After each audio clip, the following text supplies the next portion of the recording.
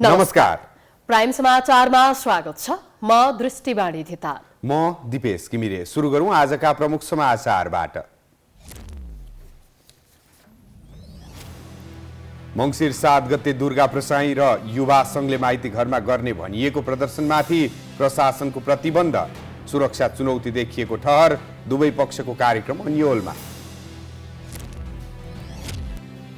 सरकारद्वारा गठित सुन तस्करी जाँचबुझ आयोगको कार्य प्रगति शून्य, गतिविधि शङ्कास्पद देखिएको प्रतिपक्षको आरोप, दोषीलाई उन्मुक्ति दिने माध्यम बन्ने चिन्ता। एमाले दुर्गा प्रसाईसँग भिड्दा प्रधानमन्त्री प्रचण्डलाई हाई सन्चो, तत्काल सत्ता समीकरण नफेरिने, काङ्ग्रेसको कोइराला पक्ष राष्ट्रिय सहमतिको सरकारको रटानमा। र विश्वकप छनौटको समूह चरणमा आफ्नो दोस्रो खेल नेपालले भोलि दशरथ रङ्गशालामा यमन विरुद्ध खेल्दै, अङ्कविहीन दुवै टोली दबावमा।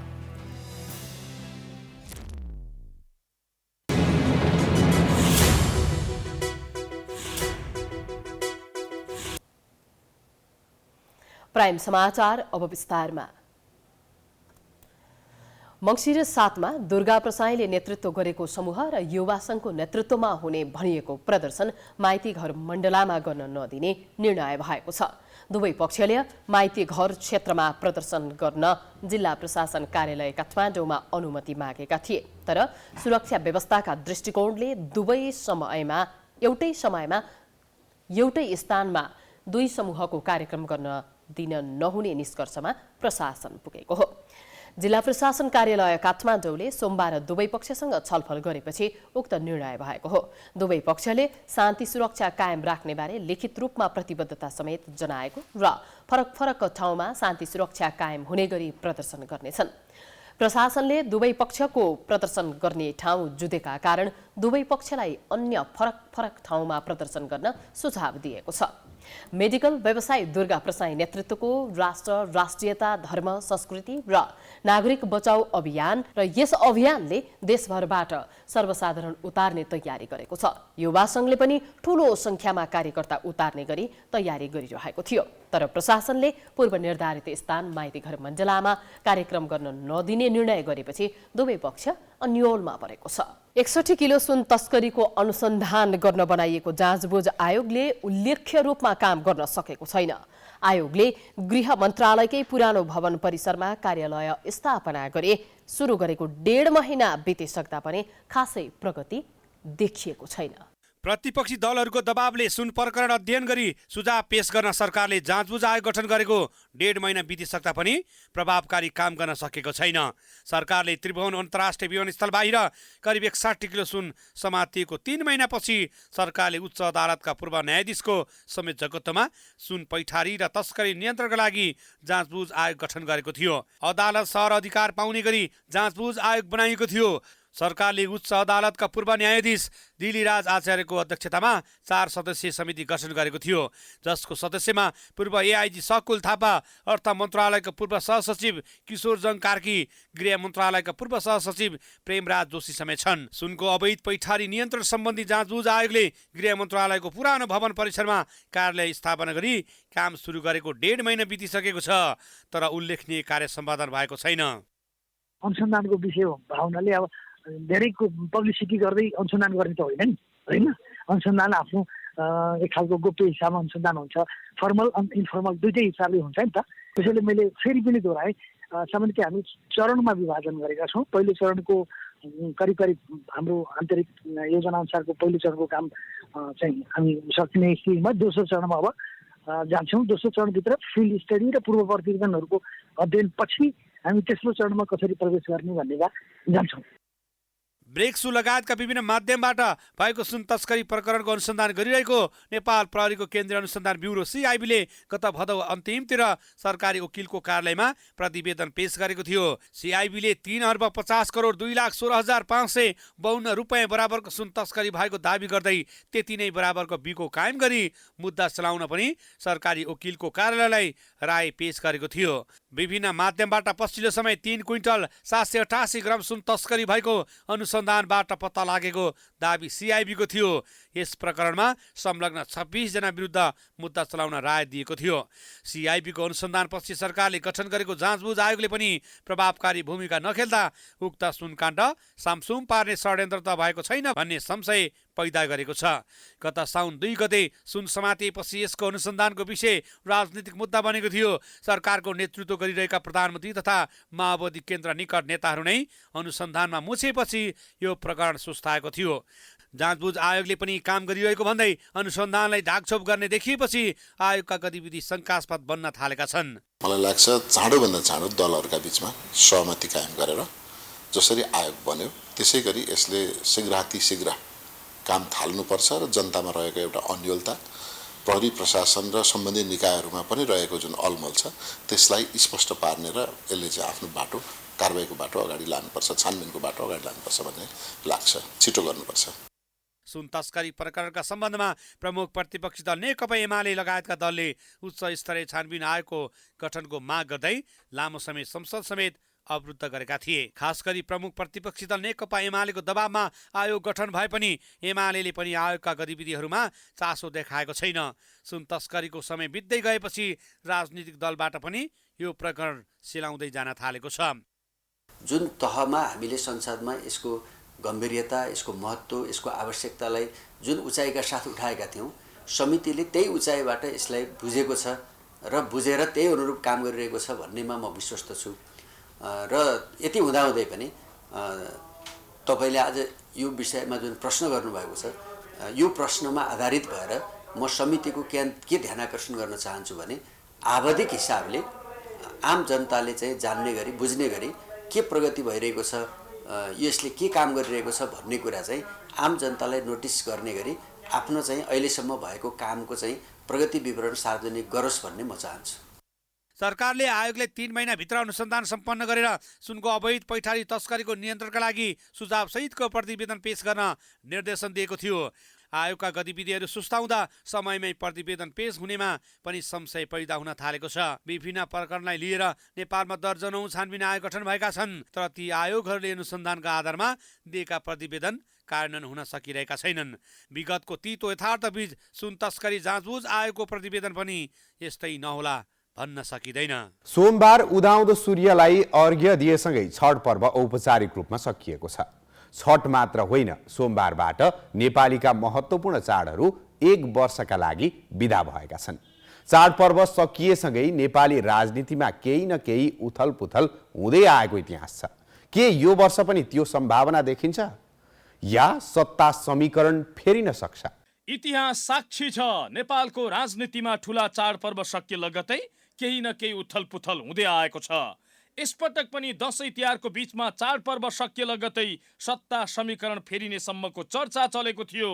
तर बाहिर हल्ला भए जस्तो दलहरूभित्र कुनै ठोस सल्लाह नभएपछि तत्कालका लागि प्रचण्डको कुर्सी जोगिएको छ। प्रमुख प्रतिपक्षी दल नेकपा एमाले र काङ्ग्रेस भित्रै शेखर कोइराला समूहले सरकार फेर्ने कसरत गरे पनि त्यसले मूर्त रूप लिन नसकेपछि अहिले प्रचण्डलाई हाई सन्चो भएको छ।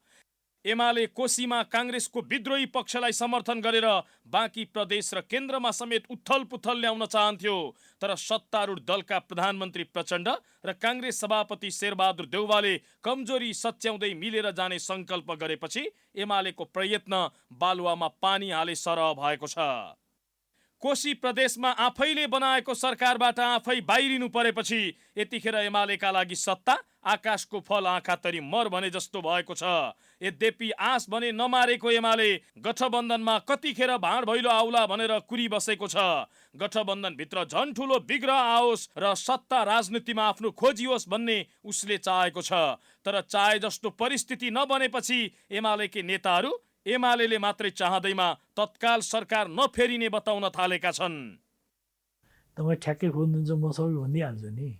कुरो के हो भने राजनीतिक दलका नेताहरूको बिचमा भेटघाट हुन्छ, कुरोकानी हुन्छ, छलफल हुन्छ, वस्तुस्थितिको बारेमा, त्यो अस्वाभाविक कुरा भएन। तर हामी यति बेला सरकार ढाल्ने खेलमा छैनौँ। ठ्याक्कै तपाईँले खोज्नुभएको कुरा ढाल्ने खेलमा हामी छैनौँ। हामी के हो भने यति बेला हामी आफू थप व्यवस्थित हुने, सुदृढ हुने, मिसन 84लाई केन्द्रमा राखेर अगाडि बढ्ने। यतिखेर दुर्गा प्रसाईसँग सिङ्गौरी खेलिरहेको एमाले आफ्नो शक्ति सत्ता परिवर्तनभन्दा आफूलाई थप खुइलिनबाट जोगाउनमा खर्चिरहेको छ। प्रसाईले एकपछि अर्को गर्दै एमाले अध्यक्ष केपी शर्मा ओलीदेखि नेता महेश बस्नेतसम्मलाई अनेकन आरोप लगाइरहेका छन्।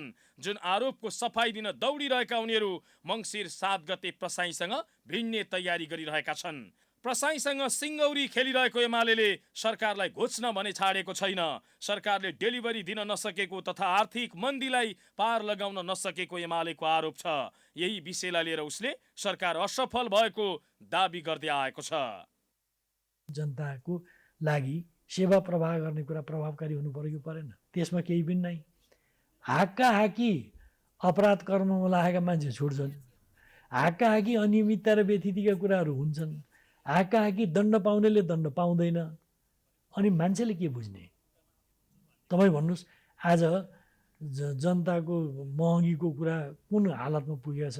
महँगी नियन्त्रण गर्ने कुरा के भएको छ? उत्पादन बढाउने कुरा के भएको छ? सामाजिक सुरक्षाको विषय के भएको छ? विकास निर्माणका कुरा जो जारी योजनाहरू थिए हिजो ती कहाँ पुगेका छन्? कति ठप्प भएका छन्? यो चिजप्रति त उहाँहरूको ध्यान छैन।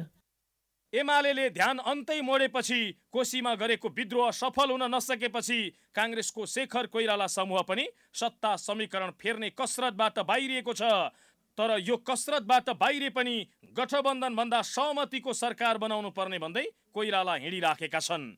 आफ्नै समूहका नेता गगन थापासँग बोलचाल बन्द गरेका कोइरालाले अझै कुनै दाउ पाइन्छ कि भनेर खोज्न भने छाडेका छैनन्। तर अहिले पनि केही बिग्रिसकेको जस्तो मलाई लाग्दैन। हामीहरू मिलेर जाने बाहेक हामीसित अर्को विकल्प छैन भन्ने मलाई लाग्छ, त्यो प्रदेशहरूमा पनि र त्यो केन्द्रमा पनि। जसले जति प्रयास गरे पनि गठबन्धनका दुई ठूला दल काङ्ग्रेस र माओवादी बीच फाटो नआएसम्म जसपा जनमत वा एकीकृत समाजवादी असन्तुष्ट भए पनि अप्ठ्यारो नपर्ने बुझाइ प्रचण्ड र देउबाको छ। सिमेन्टमा इँटा टाँसे जसरी प्रचण्डसँग टाँसेका देउबाले मन नफेरेसम्म पात्रो फेरिए पनि सत्ता समीकरण फेरिने सम्भावना कमजोर देखिन्छ। सूर्यदेवको उपासना गरी बनाइने छठ पर्वको सोमबार समापन गरिएको छ। नदी तथा तलाउका किनारमा बनाइएका छठ घाटमा व्रतालुहरूले उदाउँदो सूर्यलाई पूजा सामग्री सहित अर्घ्य दिएर छठ पर्वको समापन गरेका हुन्। छठ समापन र उदाउँदो सूर्यदेवको पूजाका लागि राजधानी काठमाडौँ सहित तराईका विभिन्न जिल्लामा भक्तजन नदी तलाउ र पोखरीका किनारमा रातभर जागरण बसेका थिए। 4 दिनसम्म अत्यन्त नियम निष्ठापूर्वक मनाइने छठ पर्वको आइतबार साँझ व्रतालुले अस्ताउँदो सूर्यलाई अर्घ्य दिएका थिए। काठमाडौँमा गुहेश्वरी, कमलपोखरी, गौरीघाट लगायतका पोखरी र तलाउ, बागमती नदी, नखु र विष्णुवती लगायतका नदी किनारमा समेत भक्तजनले पूजा आराधना गरेका थिए। पारिवारिक सुख शान्ति, समृद्धि, शारीरिक कल्याण, रोगबाट मुक्ति र विभिन्न मनोआकांक्षा पूरा होस् भन्ने कामना सहित आदिदेव सूर्यको उपासना गरी अत्यन्त श्रद्धापूर्वक छठ पर्व मनाइएको हो। छठ पर्वको पहिलो दिन व्रतालुले नुहाएर अर्बा अर्बाइन भोजन गरेका थिए। दोस्रो साँझ चाकु, मल, दूध र सक्खर मिसाएर बनाइएको खीर प्रसादका रूपमा चढाउँदै ग्रहण गरेका थिए। तेस्रो दिन आइतबार अस्ताउँदो सूर्यलाई पूजा सामग्री सहित अर्घ्य दिएका थिए। चौथो दिन आज उदाउँदो सूर्यको अर्घ्य दिएपछि छठ पर्व विधिवत रूपमा सम्पन्न भएको हो। यस पर्वमा बाँसको ढाकी, डग्री, माटोको कोसिया, कुरबार, हात्ती लगायतको सामग्रीहरू चढाइन्छ। त्यस्तै प्रसादका रूपमा ठेकुवा, भोसुवा, केरा, खजा, उखु, हल्दी, अदुवा एवं विविध प्रकारको मिठाई तथा फलफूल सूर्य देवता अर्थात् दीनानाथलाई चढाउने गरिन्छ। अर्घ्य दिएको छठ पूजाको सामग्री प्रसादका रूपमा ग्रहण गर्ने तथा वितरण गर्ने प्रचलन पनि रहिआएको छ। चिसोका कारण भूकम्प प्रभावित क्षेत्रका बासिन्दाको जनजीवन कष्टकर बन्दै गएको छ। भूकम्पपछि त्रिपालभित्रको बसाई र अत्याधिक चिसोले बालबालिका, ज्येष्ठ नागरिक, सुत्केरी, दीर्घरोगी र वृद्ध वृद्धा सबैभन्दा बढी प्रभावित भएका छन्। पछिल्लो 1 साताको अवधिमा 10 जनाको मृत्यु समेत भइसकेको छ। त्रिपालभित्रको बसाई र अत्याधिक चिसोका कारण भूकम्प प्रभावितहरू बढी समस्यामा परेका छन्। त्रिपाल मुनिको बसाइका कारण बालबालिका, सुत्केरी, दीर्घरोगी र वृद्ध वृद्धा बढी प्रभावित भएका छन्। बालबालिका र वृद्ध वृद्धमा श्वास प्रश्वास सम्बन्धी समस्या देखिन थालेको छ। जाजरकोट केन्द्रबिन्दु भएर गएको भूकम्पबाट 154 जनाको मृत्यु भएको छ भने हजारौं विस्थापित भएका छन्। अहिले विस्थापित भएका अधिकांश खुला आकाशमुनि त्रिपालको सहारामा बस्न बाध्य छन्। उनीहरूले अहिलेसम्म राहत समेत पाउन सकेको छैनन्। जाजरकोट र रुकुम पश्चिममा कुल 26,557 घर पूर्ण रूपमा क्षति भएको पाइएको छ। दुवै जिल्लामा गरी 34 वटा सरकारी भवन पूर्ण क्षति भएका छन् भने 16 वटामा आंशिक क्षति पुगेको छ। विशाल ग्रुप र यसको परोपकारी संस्था भिजी फाउन्डेसनले जाजरकोट र रुकुम पश्चिमका भूकम्प पीडितहरूका लागि राहत र आवश्यक सहयोग सामग्री प्रदान गरेको छ। यो समूहले तिहार अघि नै प्रधानमन्त्री दैवी प्रकोप उद्धार तथा राहत कोषमा 21 लाख सहयोग रकम जम्मा गरिसकेको छ। यस्तै यो समूहले पीडितहरूलाई अहिलेको शीतलहरबाट जोगाउनका लागि 500 प्रति ब्ल्याङ्केट पनि प्रभावित जिल्लामा पछाइसकेको थियो। आज भने यो समूहले भूकम्प प्रभावित जिल्लाका सुत्केरी महिला र नवजात शिशुहरूका लागि 500 बाक्सा आवश्यक पौष्टिक आहार प्रदान गरेको हो। सिंहदरबार स्थित उपप्रधान एवं गृहमन्त्री नारायण काजी श्रेष्ठ मार्फत विशाल ग्रुपको तर्फबाट निर्देशक अर्पित अग्रवालले 500 बाक्सा पौष्टिक आहार प्रदान गरेका हुन्। सामाजिक सञ्जाल टिकटक प्रतिबन्ध गर्ने सरकारको निर्णयको पराकम्पन अझै साम्य हुन सकेको छैन। यस विरुद्ध सर्वोच्च अदालतमा झन्डै दर्जन मुद्दा विचाराधीन रहे पनि केही प्रयोगकर्ता भने निर्णय विरुद्ध प्रदर्शनमा समेत उत्रिएका छन्। यद्यपि सरकारको निर्णयको स्वागत गर्ने बौद्धिक जमात पनि दिन प्रतिदिन बढिरहेको छ। सामाजिक सञ्जाल टिकटकमा विकृति बढ्दै गएको भन्दै सरकारले टिकटकमाथि प्रतिबन्ध लगायो। जबबाट टिकटक प्रतिबन्ध लगायो तबबाट नै सामाजिक सञ्जालमा विभिन्न टीका टिप्पणी भइरहेको छ। कतिले सरकारको यस निर्णयलाई पूर्ण रूपमा समर्थन गरेका छन्, कतिपयले भने यस निर्णय तत्कालै फिर्ता लिनुपर्ने भन्दै विरोध गरिरहेका छन्। सोमबार प्रतिबन्धित टिकटक खुलाउन भन्दै सरकारलाई दबाब दिन युवाहरूले प्रदर्शन नै गरे।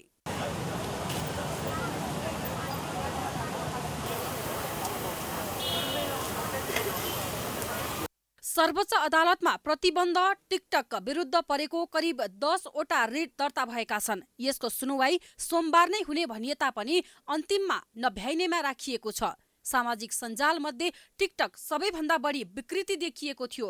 फलत सरकारको निर्णयको स्वागत गर्ने बौद्धिक वर्गको जमात पनि बिस्तारै बढ्दै गएको छ।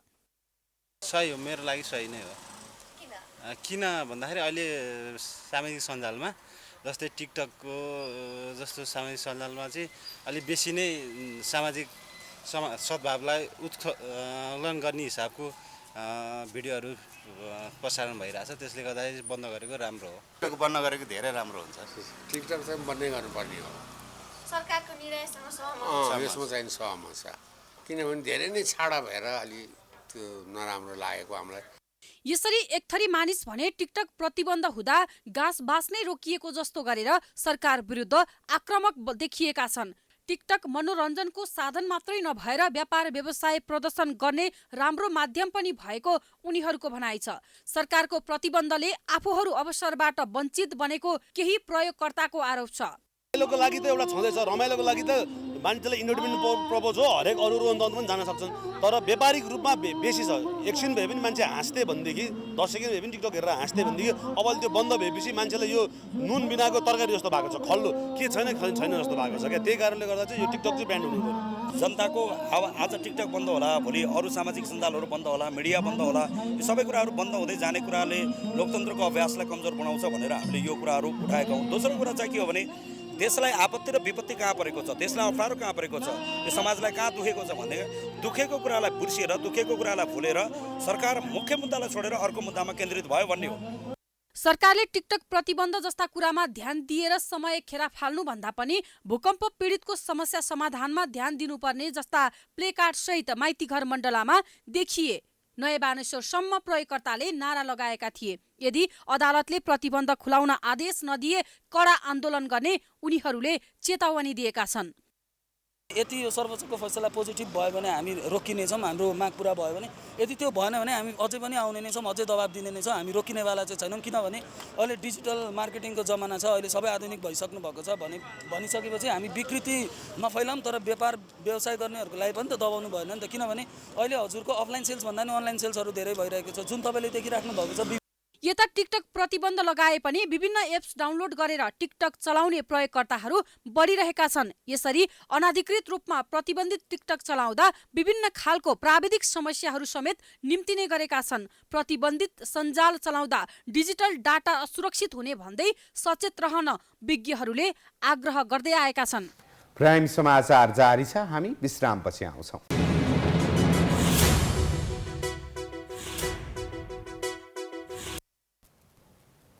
विश्रामपछि स्वागत छ। अब बाँकी समाचार। प्रधानमन्त्री पुष्पकमल दाहालले सहयोगका निमित्त सडक आश्रित मानवहरूको समुचित व्यवस्थापन हुने गरी कानुन निर्माण गरिने बताएका छन्। मानव सेवा आश्रमको मेची महाकाली राष्ट्रिय उद्धार यात्रा कार्यक्रमको समापन कार्यक्रमलाई सोमबार काठमाडौँमा सम्बोधन गर्दै प्रधानमन्त्री दाहालले बेवारिसे, असहाय, अनाथ, अशक्त, जोखिममा परेका सहयोगापेक्षी सडक आश्रित मानवहरूको समुचित व्यवस्थापन गर्न संघीय संसद आउने अधिवेशनमा सो सम्बन्धी विधेयक पेश गर्ने तयारीमा रहेको बताएका हुन्। उनले सङ्घ, प्रदेश र स्थानीय सरकारले सहयोगापेक्षी मानव व्यवस्थापन, आवश्यक बजेट तथा कार्यक्रमको व्यवस्थापन गर्न पनि आफूले समन्वय गर्ने बताएका छन्। मानव सेवा आश्रमलाई अति आवश्यक पर्ने भवन, जग्गा, वाहन लगायतका सेवा उपलब्ध गराउन पनि सरकार प्रतिबद्ध रहेको उनको भनाइ छ। मानव सेवा आश्रमलाई सरकारी तथा सार्वजनिक जग्गा, भवनको प्रयोग तथा संरचना निर्माण, उद्धार, वाहन लगायत अत्यावश्यक सेवाहरूमा आवश्यक सहयोग गर्न नेपाल सरकार प्रतिबद्ध छ र आजै हामीले तपाईहरुले भने जस्तो सातै प्रदेशमा एउटा यस्ता अशक्तहरूलाई ओसार पसार गर्ने गाडी उपलब्ध तपाईहरुको आश्रमलाई गराउने निर्णय भएको जानकारी गराउन चाहन्छु। सातै प्रदेशका एक-एकवटा सडक आश्रित मानव उद्धारका सवारी साधन उपलब्ध गराउने घोषणा भएसँगै उद्धार यात्रामा सडकमा अलपत्र परिबसेका वृद्ध, युवा, बालबालिका गरी 304 जनाको उद्धार गरिएको मानव सेवा आश्रमले जनाएको छ। 24 घण्टे ड्युटी, गुजारा समेत नचल्ने सेवा सुविधा र 20 वर्ष नभई अवकाश नपाउने व्यवस्था नेपाल प्रहरीको तल्लो दर्जाका कर्मचारीको व्यथा हो। यो दशकौंदेखि यो पीडा भोगिरहेका उनीहरूमाथि नै वर्षौंदेखि अवकाशको अवधि घटाउने नाममा राजनीति भइरहेको छ। 16 वर्षमा अवकाश दिने प्रस्ताव भए पनि यो प्रस्ताव यसै अलपत्र परेको छ। राज्यले नै आफ्ना निकायमा कसैलाई काखा कसैलाई पाखा गर्छ भन्दा तपाईलाई विश्वास नलाग्ला, तर यहाँ यस्तै भइरहेको छ। दर्शकबिन, नेपाल प्रहरी, सशस्त्र प्रहरी र नेपाली सेनाबीच सरकारले यस्तै विभेद गरेको छ। विभेद के हो भने सेनामा भर्ती भए 16 वर्षमा नै अवकाश भएर अन्य पेशा व्यवसाय रोज्न पाइन्छ, तर दुई प्रहरी संगठनमा भने 16 वर्षमा अवकाश हुन पाइँदैन। यही कारण नेपाल प्रहरी र सशस्त्र प्रहरीको जागिर प्रतिको मोह बिस्तारै घट्दै गएको छ। जवान हवलदारका गुनासो सम्बोधन गर्न भन्दै दुवै प्रहरी संगठनले सेनाकै सिको गर्दै 16 वर्षमै पेन्सन पाउनुपर्ने प्रस्ताव गृह मन्त्रालयमा लगे, तर अहिलेसम्म प्रहरी हेडक्वार्टरले गरेको उक्त प्रस्तावको अन्तिम किनारा लागेको छैन। गृह मन्त्रालयमा यो फाइल घुमेको घुमै छ। हामीले जस्तो आर्मीमा, सेनामा छ 16 वर्ष सिपाही हवलदारको 16 वर्षमा पेन्सन पाक्ने, तर पेन्सन 20 वर्षपछि बुझ्ने। त्यसले गर्दाखेरि राज्यलाई आर्थिक भार पनि त्यति पर्दैन र त्यो मान्छेले सम्बन्धित छोड्ने मान्छेले पनि 16 वर्षमा पेन्सन पाउँछ। ऊ पनि के भन्दा अर्को आफ्नो कामहरू गर्न पाउँछ हैन। त्यो एउटा 16 वर्षमा पेन्सन पाक्छ भनेपछि एउटा इन्सेन्टिभ पनि भयो केटाहरूको हकमा भन्ने हिसाबले त्यो हामीले प्रस्ताव राखेको, त्यो गृहमा गएको छ। गृहले बाँकी प्रोसेस गर्ने काम चाहिँ आफ्नो गर्ने भयो।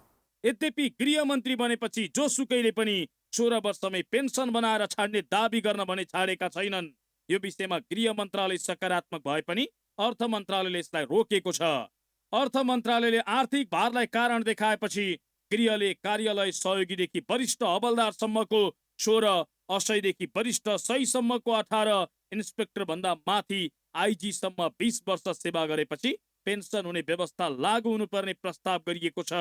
प्रहरीले आर्थिक भार कटौती हुने गरी सेनाकै शैलीको प्रस्ताव अघि बढाए पनि अहिलेसम्म पास हुन सकेको छैन। तर राज्यले भने विभिन्न बहाना बनाउँदै आफ्नै निकायमा नै विभेद गरेको छ। यसमा लबिङ नै मुख्य कारण भएको पूर्व प्रहरी अधिकारीहरू बताउँछन्।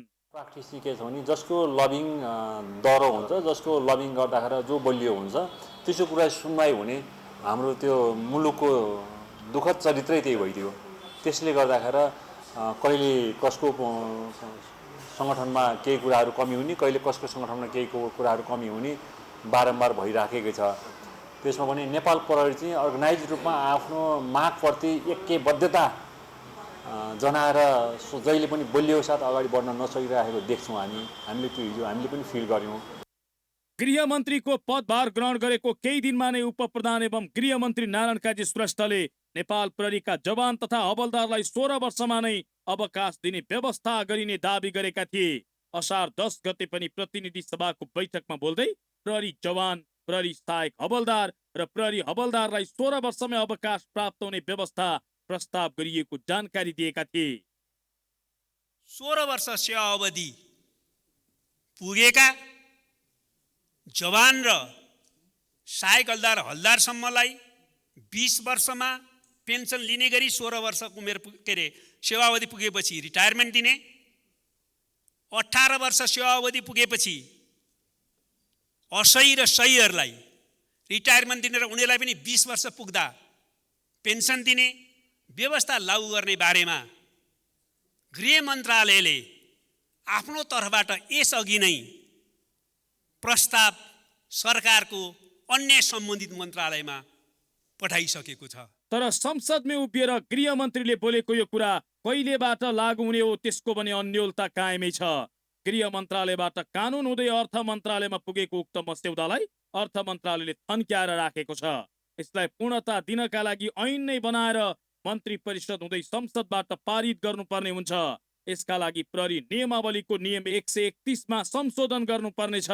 प्रहरीको नेतृत्वमा आएपछि सबै प्रहरी महानिरीक्षकहरूले संगठनको सुधार र प्रहरीको सेवा सुविधामा पुनर्विचार गर्ने कार्ययोजनाहरू पनि ल्याउने गरेका छन्। तर कार्यान्वयनमा भने खासै जाने गरेको छैन, जसका कारण नेपाल प्रहरीबाट जागिर छाड्नेको संख्या वर्षेनी बढिरहेको छ। नेपाल प्रहरी देशको शान्ति सुरक्षा कायम गर्ने प्रमुख संगठन हो। यही संगठन कमजोर भए मुलुकको शान्ति सुरक्षामा समेत ठूलो असर पर्ने निश्चित छ। त्रिभुवन विश्वविद्यालय गत कार्तिक 16 गते यता उपकुलपति विहीन छ। उपकुलपतिको कार्यकाल सकिनु अगावै अर्को उपकुलपति नियुक्त गर्नुपर्ने व्यवस्था भए पनि प्रधानमन्त्री पुष्पकमल दाहाल प्रचण्डले 3 महिनाका लागि निमित्त उपकुलपति नियुक्त गरेका थिए। त्यस यता पनि उपकुलपति नियुक्तिको तयारी नभएपछि सरकारको आलोचना सुरु भएको छ। गत कार्तिक 16 गते प्राध्यापक डाक्टर धर्मकान्त बाँसकोटाको 4 वर्षे कार्यकाल सकिएसँगै उपकुलपतिको पद रिक्त छ।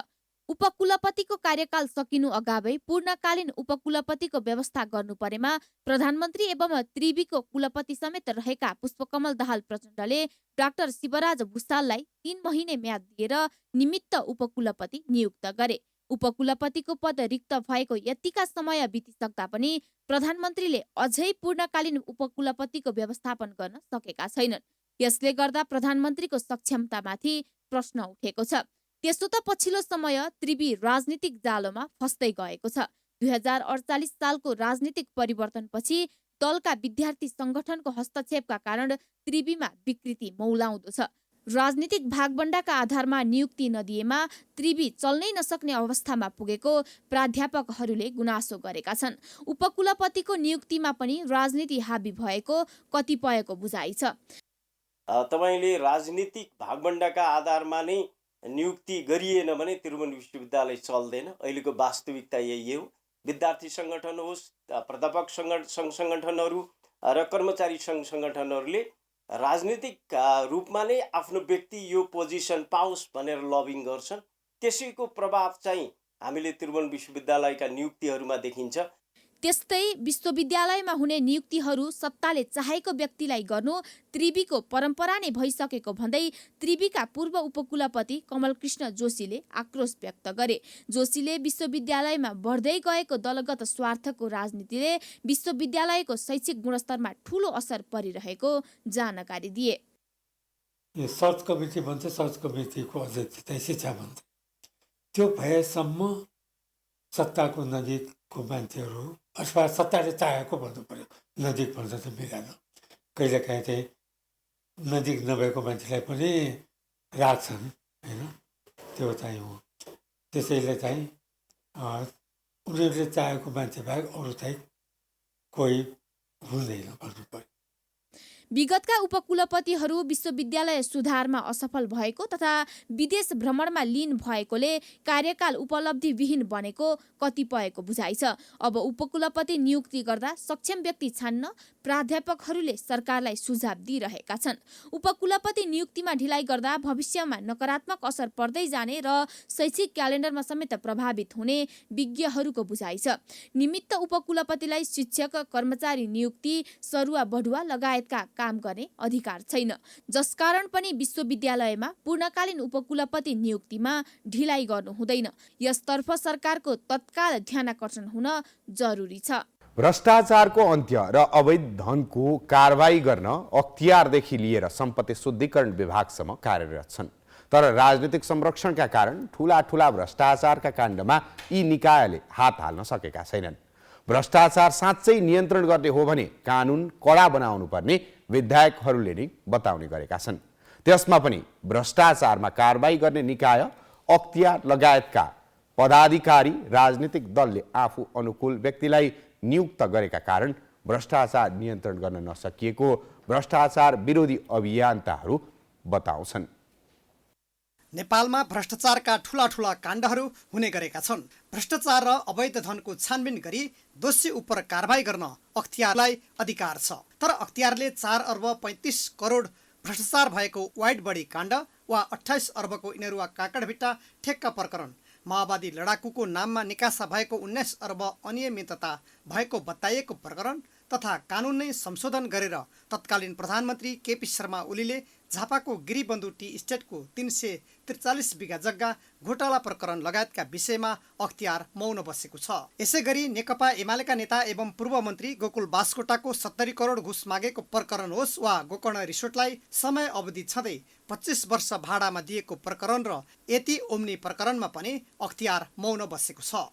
अनेकौं प्रकरण छन् जसमा अख्तियारले मौनता साधेको छ। अख्तियार प्रमुख प्रेम राईले यो प्रकरणमा मुद्दा चलाउने आशा धेरैले गरेका थिए, तर उनले पनि राजनीतिक दबावका कारण मौनता साधेको आरोप लाग्ने गरेको छ। अहिले अख्तियारलाई के आइरहेछ भने ठुला माछा समातेन भनेर आछ हैन, हो कि हो। त अब जति पनि मान्छे यी छन्, जस्तै मन्त्रीहरू छन्, अहिले मोहराको कुरा आइरहेछ हैन, अथवा जोसुकै छन् हैन। अब यी सबै व्यक्तिहरू के छन् त भने सबै सार्वजनिक पदमा बसेका मान्छेहरू छन् र यिनीहरू सार्वजनिक पदमा बसेरै भ्रष्टाचार गरेका छन् भनेपछि यिनीहरूलाई भ्रष्टाचारमा किन अनुसन्धान भएन? अनुसन्धान हुनु पर्थ्यो नि त। अहिले जिम्मेवार व्यक्तिले जो आफू पदमा छ त्यसले चाहिँ त्यो जिम्मेवारीको पालन गरेन। नेपाल आयल निगमले 1.5 अर्बमा जग्गा किन्दा भएको घोटाला होस् वा यस्ता अनेकौं ठूला भ्रष्टाचारका काण्डमा अख्तियारले मौनता साधेको देखिन्छ। उसले खरिदार सुब्बा लगायत साना कर्मचारीलाई मात्र भ्रष्टाचारमा कारबाही चलाउन अदालतमा मुद्दा दायर गर्ने गरेको आरोप खेपेको छ।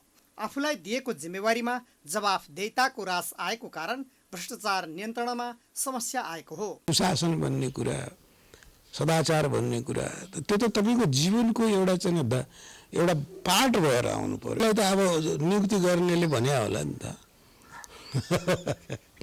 नियुक्ति कसले गरे हो, यिनीहरूले भागबन्डा लिएर चाहिँ बनायो होला, अब के होला, हो तिनीहरूको पनि त्यही होला। आफ्नै चाहिने आदेशले मान्ने मान्छेहरूलाई नियुक्ति गरे होला।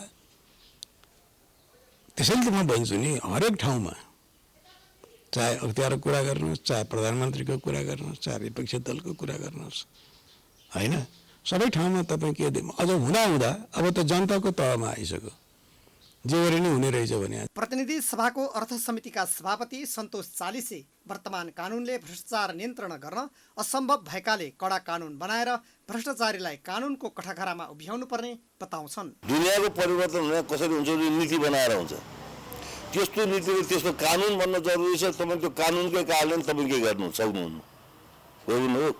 न त तपाईँ कतिजनालाई समातेर कति कारवाही गरेर चाहिँ भ्रष्टाचारमा तपाईँको फरक आउँछ। तपाईँले नगरे उसले गर्छ, उसले नगरे उसले गर्छ, कसले गर्छ? वडा सदस्यदेखिका कुरा प्रधानमन्त्रीसम्म कसलाई चाहिँ समात्नुहुन्छ? त्यो होइन। नीति यस्तो बनाउनु परेको छ आज हामीलाई, जुन नीतिको अगाडि कसैले भ्रष्टाचार गर्ने आँटै नगरोस्। भ्रष्टाचार गरेको फेला पारिसकेपछि तपाईँलाई यस्तो होस् कि बाफले यो किन गरिरहेछ, अर्को देख्नेले तर्सोस्। त्यस्तो खालको कानुन चाहिँ हामीलाई आउनु जरुरी छ। पछिल्लो अवस्थामा नक्कली भुटानी शरणार्थी प्रकरणमा पूर्व गृहमन्त्री बालकृष्ण खाँड, तत्कालीन एमाले सचिव एवं पूर्व मन्त्री टोपबहादुर रायमाझी, तत्कालीन गृहमन्त्री एवं एमाले नेता रामबहादुर थापा, बादलका तत्कालीन सुरक्षा सल्लाहकार इन्द्रजित राई लगायत हाई प्रोफाइलहरू जेल गएको भए पनि ललिता निवास जग्गा प्रकरणमा मुछिएका पूर्व प्रधानमन्त्री डाक्टर बाबुराम भट्टराई र माधव नेपाल भने राजनीतिक आवरणमा उन्मुक्ति पाएका छन्। भ्रष्टाचार गरेर तथा अवैध रूपमा आर्जन गरेको सम्पत्तिमा निगरानी गर्ने र कारबाही गर्नेमा राजस्व विभाग, सम्पत्ति शुद्धिकरण विभाग, राष्ट्रिय अनुसन्धान विभाग जस्ता संस्था कार्यरत छन्। तर ती संस्थाले परिणाममुखी काम नगर्दा भ्रष्टाचार मौलाएको छ। सरकारको नेतृत्व गरेको माओवादीको घोषणा पत्रमा नै छुट्टै उच्च स्तरीय सम्पत्ति छानबिन आयोग गठन गर्ने र 2047 सालदेखि सार्वजनिक पद धारण गर्ने व्यक्तिको सम्पत्ति छानबिन गर्ने उल्लेख छ। तर सरकारको उदासीनताका कारण भ्रष्टाचारका ठूला काण्डको फाइल खुल्न नसकेको भन्दै आलोचना हुने गरेको छ। ट्रान्सपरेन्सी इन्टरनेसनलले सार्वजनिक गरेको एक प्रतिवेदनमा नेपाल भ्रष्टाचार गर्ने देशमध्ये 110औं स्थानमा छ, जसका कारण भ्रष्टाचार गम्भीर समस्याको रूपमा देखिएको छ। गैरकानूनी रूपमा आर्जन गरेको सम्पत्ति कर तिरेर वैध बनाउने तथा विदेशी पुँजीलाई सरल रूपमा स्वदेश भित्र्याउन ल्याइएको सम्पत्ति शुद्धिकरण विधेयक सदनमा विचाराधीन छ। अवैध सम्पत्ति वैध बनाउन कति प्रतिशत कर राज्यलाई बुझाउने भन्ने बारे संसदीय समितिमा सहमति जुट्न सकेको छैन। अर्थशास्त्रका जानकारले अवैध सम्पत्तिलाई कर तिरेर वैध बनाउने कानून बनाउँदा भविष्यमा पर्न सक्ने असरबारे ख्याल गर्नुपर्ने सुझाव दिएका छन्। गलत काम गरेर अवैध रूपमा कमाएको धन सम्पत्तिलाई समेत कर तिरेर वैध गर्ने सरकारको तयारी कार्यान्वयनमा आउन सकेको छैन।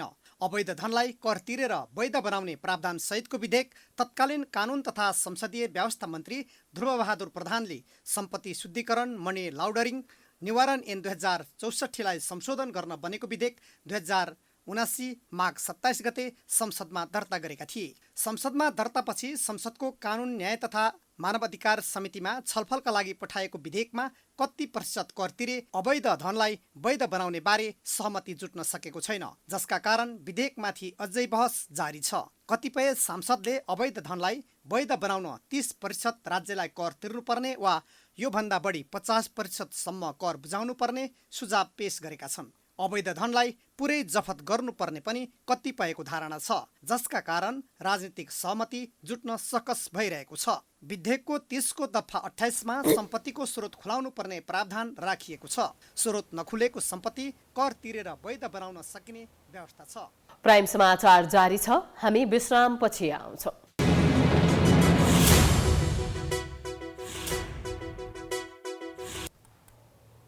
विश्रामपछि स्वागत छ। अब बाँकी समाचार।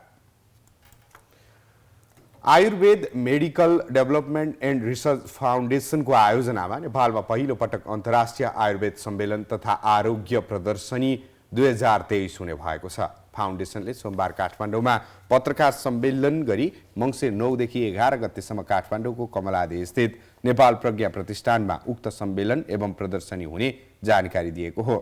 सम्मेलनको मूल नारा कृत्रिम बुद्धिमत्ताको युगमा आयुर्वेद जीवनशैली प्राप्त गर्नु रहेको आयोजकले जनाएको छ।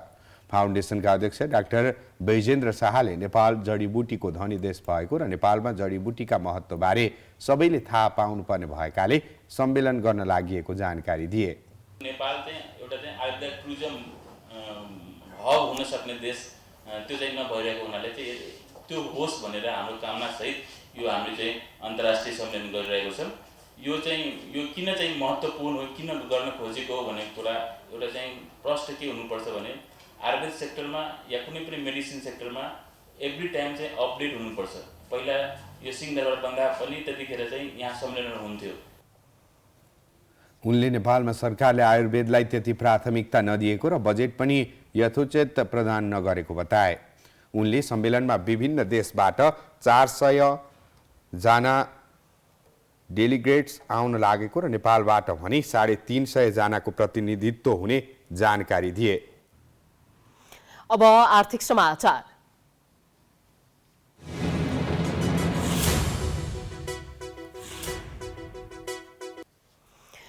तिहार र छठ बिदाका कारण 11 दिनपछि खुलेको शेयर बजार सोमबार सामान्य अङ्कले बढेको छ।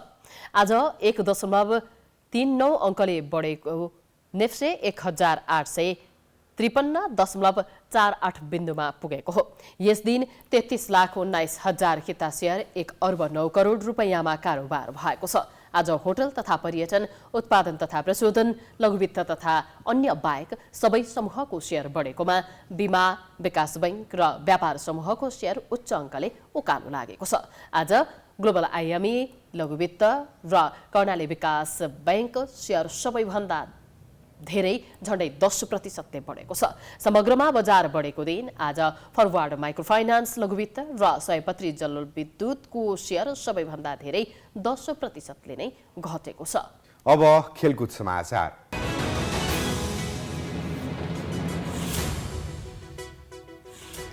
फिफा विश्वकप र एएफसी एसिया कपको छनौट चरणको दोस्रो खेलमा नेपालले मंगलबार यमनसँग प्रतिस्पर्धा गर्दैछ। नेपाल र यमन बीचको खेल काठमाडौँको त्रिपुरेश्वर स्थित दशरथ रङ्गशालामा मंगलबार साँझ 7 बजे सुरु हुने अखिल नेपाल फुटबल संघ एन्फाले जनाएको छ। फिफा वरियतामा यमन 156औं स्थानमा छ भने नेपाल 173औं स्थानमा छ। नेपाली राष्ट्रिय फुटबल टिमले अर्को चरण पुग्नका लागि खेल जित्नै पर्ने भएकाले 100% लिएर खेल्ने बताएको छ। सोमबार काठमाडौँमा आयोजित प्री म्याच कन्फरेन्समा प्रमुख प्रशिक्षक भिन्सेन्जो अल्बर्टो एनएसले अङ्क जोड्नका लागि नेपाललाई उक्त खेल निकै महत्त्वपूर्ण रहेको बताए। यमन नेपाल भन्दा बढी टिम रहे पनि सम्पूर्ण ध्यान खेलमा केन्द्रित गर्ने, उत्कृष्ट खेल प्रदर्शन गर्ने उनले बताए। We want to win this time. We want to win to give hope to our supporters, to give hope to our players, to face a strong opponent in the World Cup qualification group, second group stage. We need to make points. We need to enter from the first second of the game. त्यस्तै कप्तान किरण लिम्बुले खेलका लागि राम्रो तयारी भएको र जित हासिल गर्ने गरी मैदान उत्रिने बताए। खेल खेल्न पाउँदा निकै उत्साहित रहेको र केही दबाव हुनु स्वाभाविक रहेको उनले बताए। सेकेन्ड राउन्डमा पनि सेकेन्ड राउन्ड क्वालिफाईको लागि अलाइभ राख्नको लागि पनि एउटा इम्पोर्टेन्ट म्याच भएको कारणले गर्दाखेरि पनि हाम्रो लागि एकदम इम्पोर्टेन्ट म्याच छ। स्पेसली होम क्राउड सामु we are expecting same like last time, large number of our fans in our home ground. छनौट चरणको पहिलो खेलमा नेपाल घरेलु टोली युएईसँग 4-0 पराजित भएको थियो। हामी प्राइम समाचारको अन्त्यमा आइपुगेका छौं। जाँदा जाँदै प्रमुख समाचार पुनः एकपटक। मंसिर 7 गते दुर्गा प्रसाई र युवा संघले माइती घरमा गर्ने भनिएको प्रदर्शनमाथि प्रशासनको प्रतिबन्ध, सुरक्षा चुनौती देखिएको ठहर, दुवै पक्षको कार्यक्रम अन्योलमा।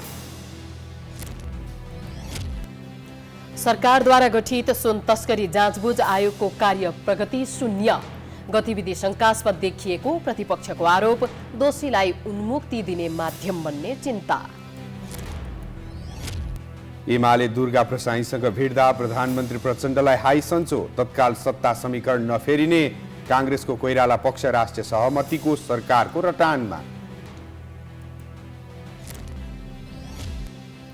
र विश्वकप छनौटको समूह चरणमा आफ्नो दोस्रो खेल नेपालले भोलि दशरथ रङ्गशालामा यमन विरुद्ध खेल्दै, अङ्कविहीन दुवै टोली दबावमा।